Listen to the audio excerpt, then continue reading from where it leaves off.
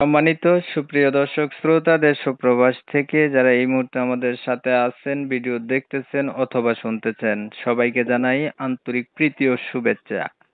বন্ধুরা, আমি কথা বলছিলাম সুইট সুন্দরী অপরূপা মিষ্টি একটি আপুর সাথে প্রতিবেদন করবে বলে সংযুক্ত হয়েছে আমার সাথে অডিও কলের মাধ্যমে।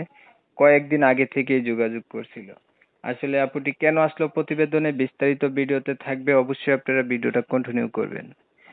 আসসালামু আলাইকুম। ওয়ালাইকুম সালাম। আসসালামু আলাইকুম। ওয়ালাইকুম আসসালাম। আপু, হ্যাঁ আপনি ভাই, কেমন আছেন? আছি ভাইয়া কোন রকম আছেন? কোন রকম কেন সেটা তো আমি অবশ্যই শুনবো। তার আগে জানতে চাই আপনি প্রতিবেদনে কেন আসছেন? আমি প্রতিবেদনে আইছি একটা মতো মানুষের জন্য, যে আমার সারা জীবনের দায়িত্ব নেবে, আমার সুখে দুঃখে আমার জীবন সাথী হবে, সারা জীবন আমার পাশে থাকবে। আমার ফ্যামিলিতে বলতে গেলে আমার ছোট একটা বোন আছে, আর মা আছে, আর বাবা নেই, বুঝছেন। বাবা বিয়ে করে চলে গেছে আমাদেরকে ফালাই দিয়ে। আমি বাসা বাড়িতে কইরা খাই, মানুষের বাসা বাড়িতে। মানুষের বাসা বাড়িতে কাজ করে খান, বাবা হচ্ছে ফালাই দিয়া চলে গেছে গে আপনাদেরকে, হ্যাঁ? হ্যাঁ হ্যাঁ, থাকেন কার কাছে? থাকি আমার আম্মুর কাছে।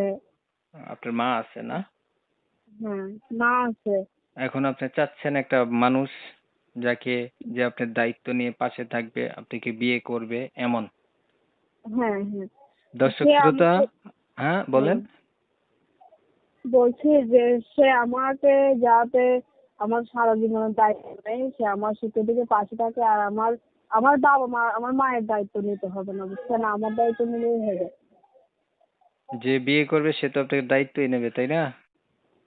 আমার দায়িত্ব নিলেই হবে। আমি অনেক কষ্ট পেয়ে বড় হয়েছি, একটা মহিলা মানুষ কাজ করে খায়, বোঝেন না কতটা কষ্ট পেয়ে আমি বড় হয়েছি।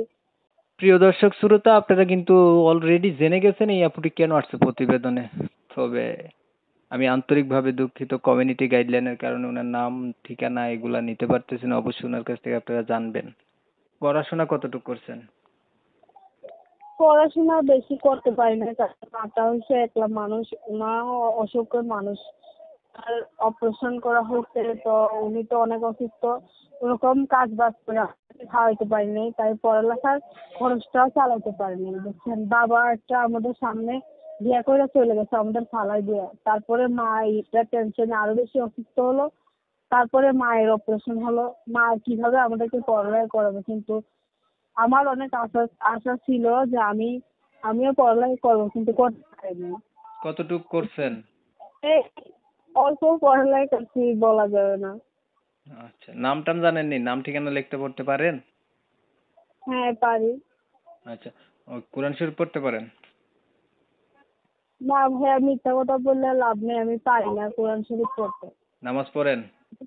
নামাজ পড়তে পারি, 5 ওয়াক্ত নামাজ পড়তে পারি। পড়েননি? পড়বার তো ইচ্ছা, কিন্তু কাজ পড়েন। কাজ করি, আবার আচ্ছা, টেলার মেশিন নামাজের কোনো অজুহাত আসেনি ভাই? সব সময় নামাজ পড়তে হবে?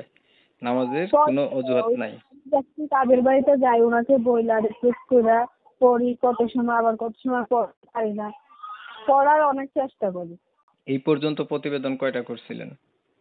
আর কখনো আসেনি এই প্রতিবেদনে, অনেকের মুখে শুনলাম এখানে একটা সঠিক মনের মানুষ পাওয়া যায়, তার জন্য আমি প্রতিবেদনে আসছি, বুঝছেন।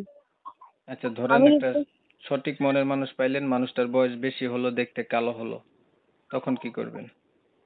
মানুষের গায়ের রং দিয়ে কি ভালোবাসা হয়? সঠিক ভালোবাসা হইলে গায়ের রং কালা ধলা নিয়ে কখনো প্রশ্ন আসে না। আর চেহারার কাছে কিছু না, ভালোবাসাটা হচ্ছে বড় কথা। বুড়া জোয়ান দিয়ে ভালোবাসা হয় না। সে যেরকমই হোক না কেন, সে যদি সত্যিকারের ভালোবাসা আমাকে, আমার আর কিছু লাগবে না। বুঝতে পারলাম, আর কিছু বলবেন? না ভাই, আমি একটা রিকোয়েস্ট করি, কেউ আমাকে বাজে মন নিয়ে কখনো ফোন দেয় না, যাতে আমার বাজে কথা বলে না, যাতে, বুঝছেন। আমি একটা ঠিক ভালো আছে, মানুষ। আপনি হচ্ছে ভালো থাকবেন। প্রিয় দর্শক শ্রোতা, আপনারা জানছেন অথবা শুনছেন উনি কেন আসছে ভিডিওতে। এখন হচ্ছে আপনারা জানেন আমি সবসময় এমন ভিডিওগুলা দিয়ে যাই, এখন উনার কথাবার্তা শুনে যাদের কাছে ভালো লাগছে, ভালো পাইছেন, বা উনার সাথে যোগাযোগ করতে ইচ্ছুক, অবশ্যই কথাবার্তা বলবেন, যা আরো উনার সম্পর্কে বিস্তারিত জানতে পারবেন। আমি হচ্ছে, আপনারা অনেক সময় নিয়ে আপনাদের মূল্যবান সময় নষ্ট করছেন, ধৈর্য ধরছেন, কষ্ট করে আমার চ্যানেলে থাইকে আমার ভিডিও দেখছেন, এর জন্য প্রত্যেককেই জানাই এমএসকে টিভির পক্ষ থেকে অসংখ্য ধন্যবাদ।